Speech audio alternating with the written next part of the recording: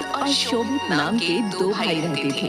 बड़ा भाई रोहित अपने छोटे भाई से बहुत जलन रखता था, क्योंकि शोभित पढ़ाई लिखाई में होशियार था और रोहित उसे परेशान करता था। वो अपने भाई से घर का सारा काम करवाता था और खुद एक भी काम नहीं करता था। बस जंगल से लकड़ियां लाने जाता था और उन्हें नगर में बेचता था।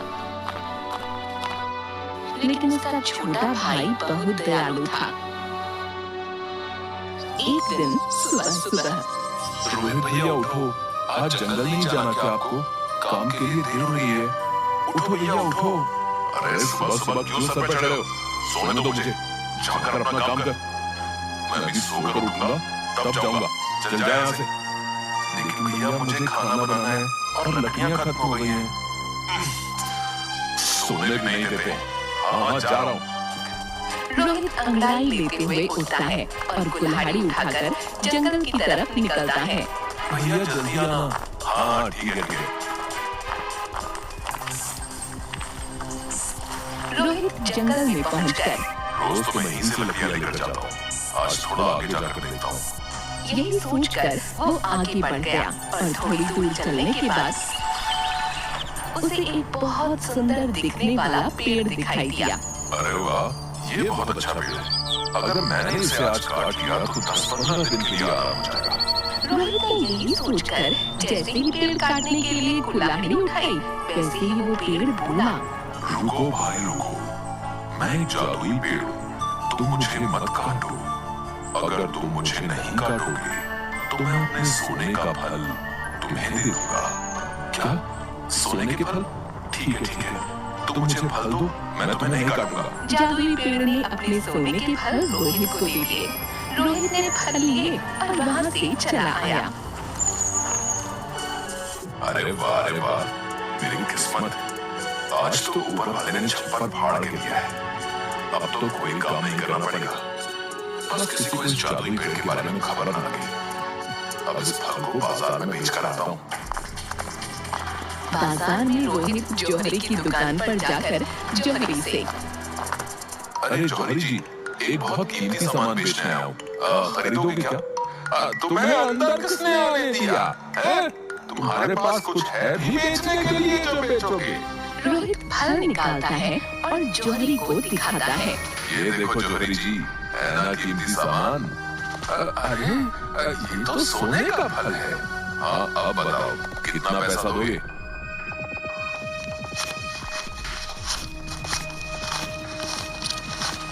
ये लो 15,000 और लाओ ये सोने का फल मुझे दे दो। रोहित जौहरी को वो फल देकर पैसे ले लेता है और घर आ जाता है।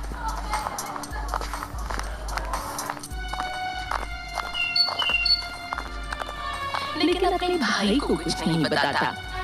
रोहित हर दिन एक फल जौहरी को बेचता। एक दिन शोभित अपने भाई से,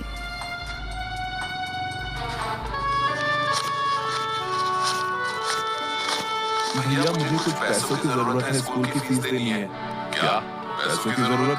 कोई पैसे नहीं है मेरे पास। मेरे पास क्या पैसों का पेड़ लगा हुआ है जो आ जाते हो पैसे मांगने? खुद काम करो और कमाओ। भैया अपनी फीस के लिए मांग रहा हूँ। आप तो हर रोज इतनी फिजूल खर्ची करते रहते हो। फिजूल खर्ची करता हूँ मैं? हैं? बहुत जुबान चलने लगी है तेरी, हैं? भाग यहाँ से, भाग। और इस तरह से रोहित शोभित की पिटाई करता है और उसे पैसे नहीं देता। एक दिन रोहित के सारे फल खत्म हो जाते हैं। अब तो सारे फल खत्म हो गए हैं। अब मैं क्या करूंगा? एक काम करता हूँ, मैं फिर से उस जादुई पेड़ के पास जाता हूँ। रोहित उस पेड़ के पास जाता है और उसे धमकाने लगता है। सुनो जादुई पेड़, अगर तुमने मुझे अपने सारे फल नहीं दिए तो मैं तुम्हारी सारी शाखाएं काट दूंगा। अरे मैंने तुम्हें अपने सारे सोने के फल दे दिए और तुम ऐसा कर रहे हो? नहीं, तुम ऐसा कैसे कर सकते हो? ठीक है, मैं नहीं काटूंगा। इसके बदले में दोगे मुझे अपने सारे फल, बताओ। रोहित की ये बात सुनकर जादुई पेड़ को गुस्सा आ गया और उसने अपने पेड़ से रोहित के ऊपर ढेर सारी सुइयों की बारिश कर दी।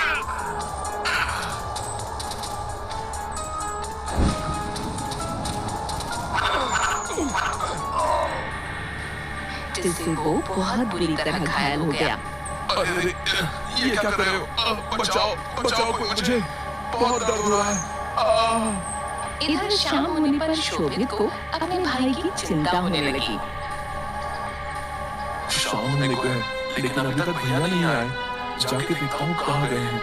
इतनी देर तो कभी नहीं हुई भैया को।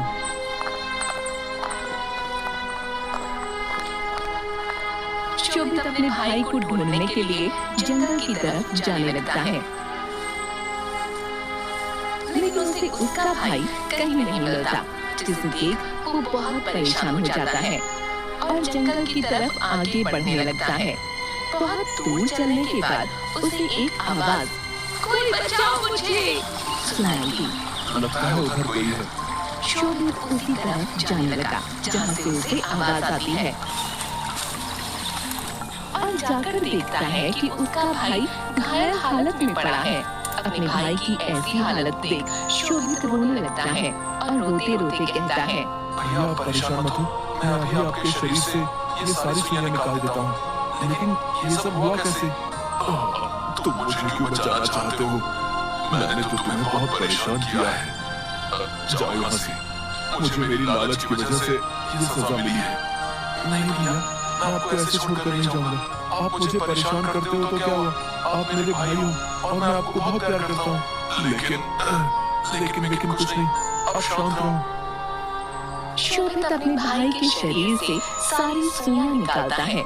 सारी सुइयों के निकल जाने के बाद रोहित ने शोभित से अपने बुरे व्यवहार के लिए माफी मांगी और बेहतर इंसान बनने का वादा भी किया। लेकिन भैया ये सब हुआ कैसे?